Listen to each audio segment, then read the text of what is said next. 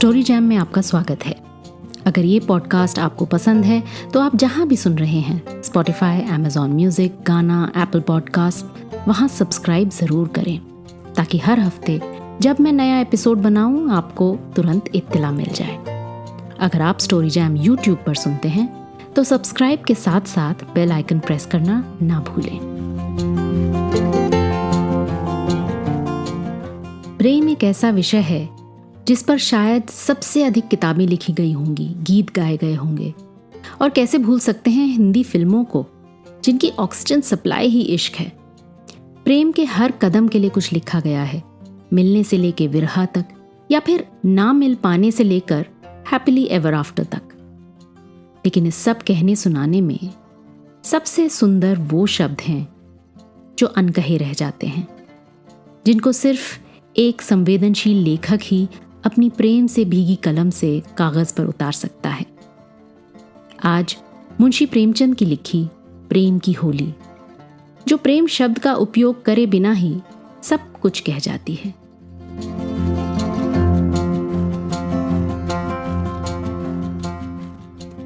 गंगी का 17वां साल था, पर वो 3 साल से विधवा थी और जानती थी कि मैं विधवा हूं, मेरे लिए संसार के सुखों के द्वार बंद हैं। फिर वो क्यों रोए और कल्पे? मेले से सभी तो मिठाई के दोने और फूलों के हार लेकर नहीं लौटते। कितनों ही का तो मेले की सजी दुकानें और उन पर खड़े नर नारी देखकर ही मनोरंजन हो जाता है। गंगी खाती पीती थी, हंसती बोलती थी। किसी ने उसे मुंह लटकाए अपने भाग्य को रोते नहीं देखा था। घड़ी रात को उठकर गोबर निकालकर गाय बैलों को सानी देना, फिर उपले पाथना उसका नित्य का नियम था। तब वह अपने भैया को गाय दुहाने के लिए जगाती थी, फिर कुएं से पानी लाती, चौके का धंधा शुरू हो जाता। गांव की भावजें उससे हंसी करती, पर एक विशेष प्रकार की हंसी छोड़कर। सहेलियां ससुराल से आकर उससे सारी कथा कहती, पर एक विशेष प्रसंग बचाकर। सभी उसके वैधव्य का आदर करते थे। जिस छोटे से अपराध के लिए उसकी भावज पर घुड़कियां पड़ती, उसकी मां को गालियां मिलती, उसके भाई पर मार पड़ती, वह उसके लिए क्षम्य था। जिसे ईश्वर ने मारा है उसे कोई क्यों मारे? जो बातें उसके लिए वर्जित थीं उनकी ओर उसका मन ही नहीं जाता था। उसके लिए उनका कोई अस्तित्व ही नहीं था। जवानी के इस उमड़े हुए सागर में मतवाली लहरें न थी, डरावनी गरज न थी, अचल शांति का साम्राज्य था। होली आई, सब ने गुलाबी साड़ियां पहनी। गंगी की साड़ी न रंगी गई। मां ने पूछा, बेटी तेरी साड़ी भी रंग दूं? गंगी ने कहा, नहीं अम्मा, यूं ही रहने दो। भावज ने भाग गाया।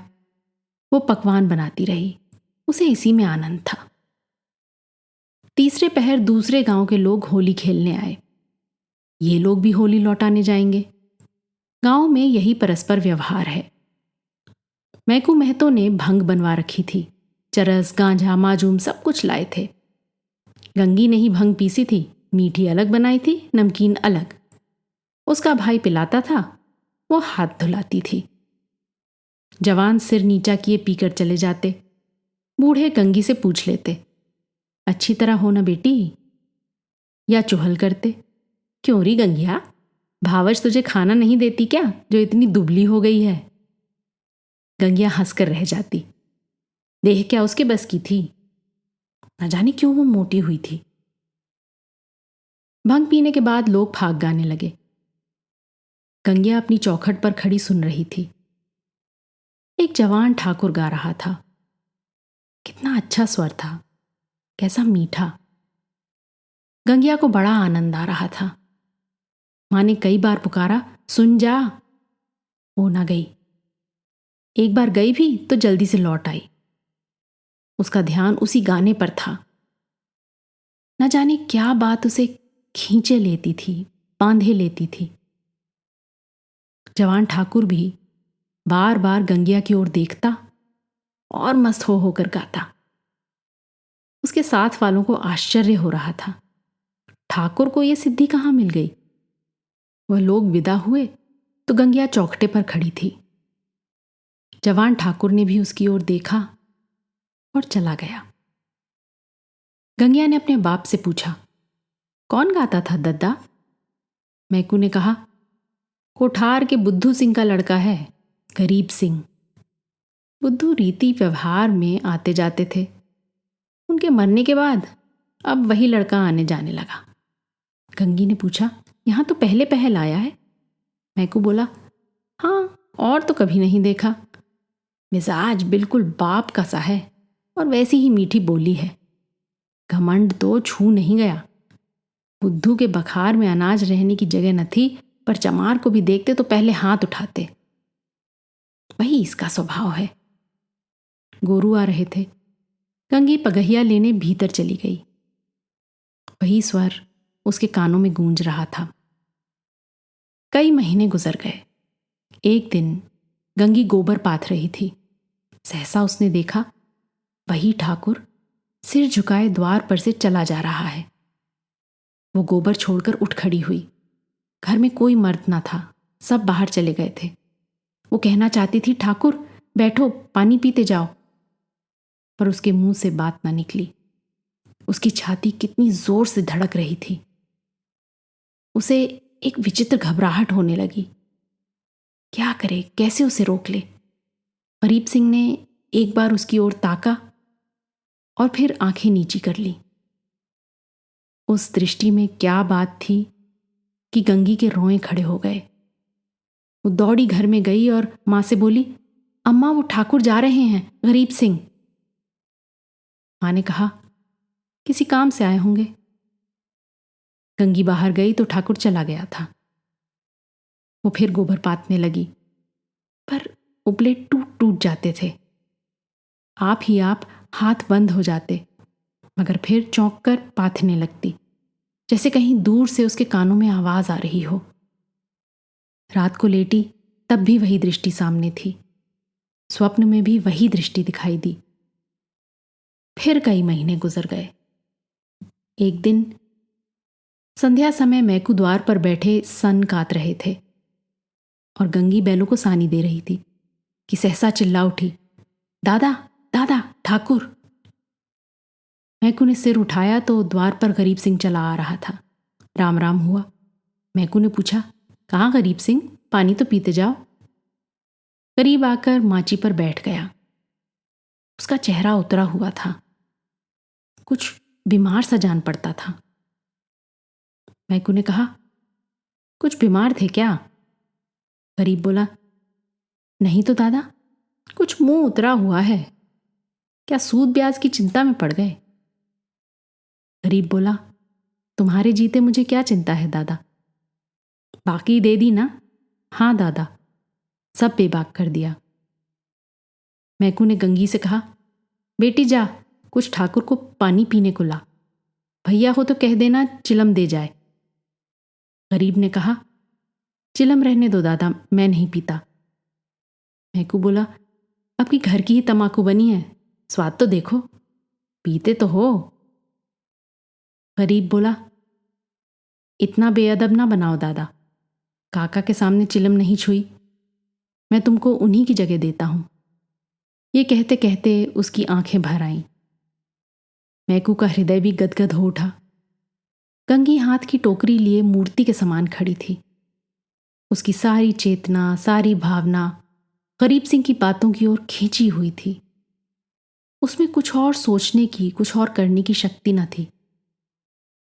ओह, कितनी नम्रता है, कितनी सज्जनता, कितना अदब।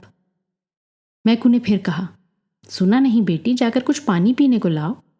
गंगी चौंक पड़ी, दौड़ी हुई घर में गई, कटोरा मांजा, उसमें थोड़ी सी राब निकाली, फिर लोटा गिलास मांज कर शरबत बनाया।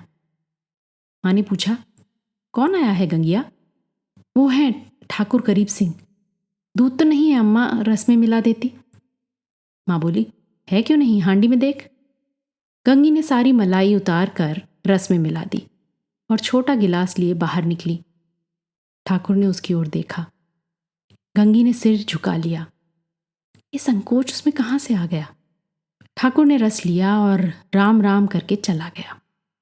मैकू बोला, कितना दुबला हो गया है। गंगी बोली, बीमार है क्या?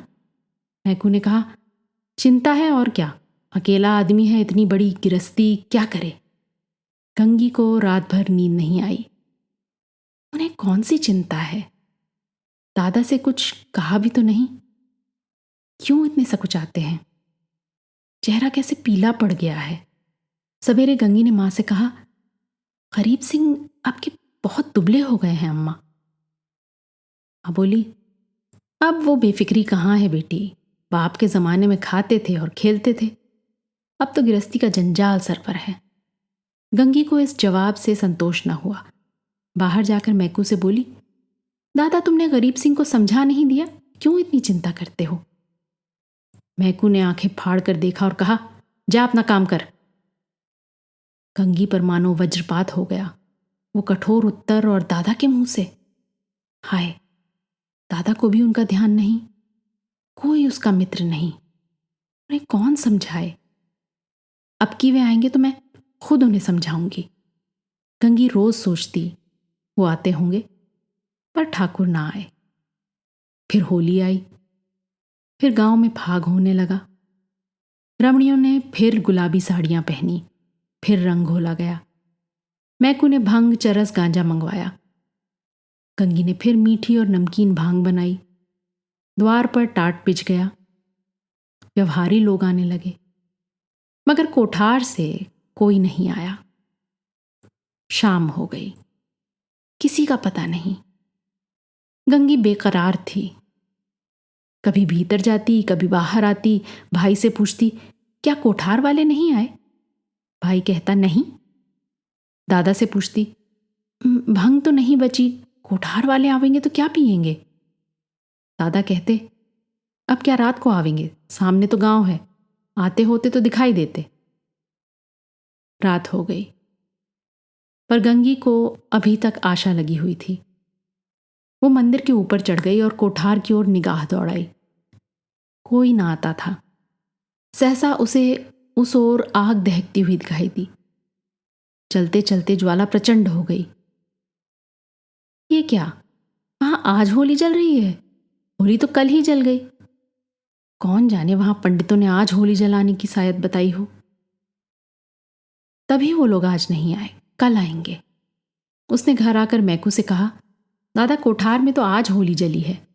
मैकू बोला, था पगली, होली सब जगह कल जल गई।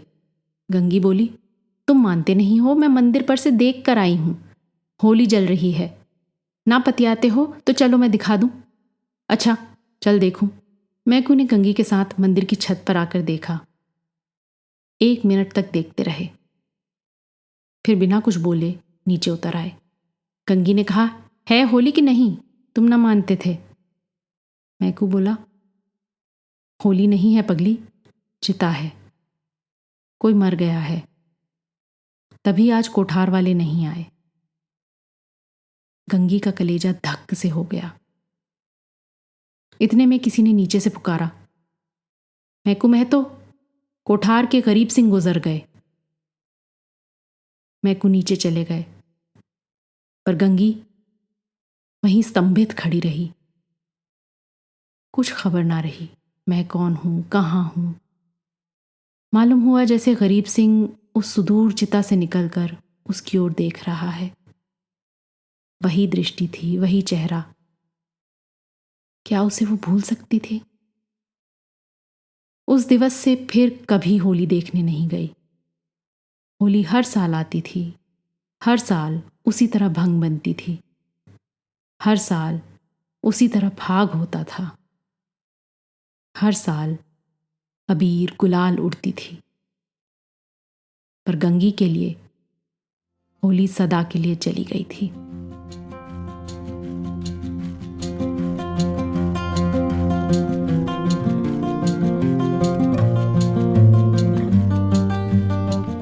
आज की कहानी आपको कैसी लगी अपने कमेंट्स ज़रूर लिखिएगा। साथ ही सब्सक्राइब कीजिएगा। आपके फैमिली और फ्रेंड्स में आप जैसे ही कहानियों के शौकीन कदरदान और हैं, उन्हें ये कहानी व्हाट्सएप पर फॉरवर्ड करें। अगली बार फिर मिलेंगे एक और कहानी, लेख या कविता के साथ। तब तक अलविदा।